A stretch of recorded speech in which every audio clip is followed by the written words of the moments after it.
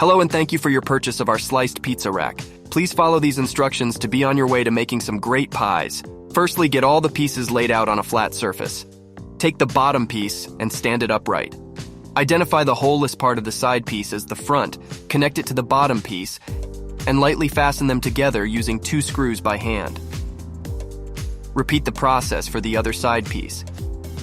Use the Allen key to tighten. Once the side pieces are securely attached, position the product on its base. Take the top piece with the logo facing toward the front and align it to the other pieces. Repeat the process of using screws.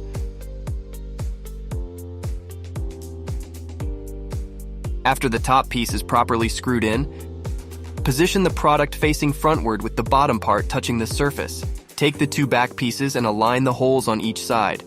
Use the screws and loosely attach the pieces by hand, then tighten with the Allen key.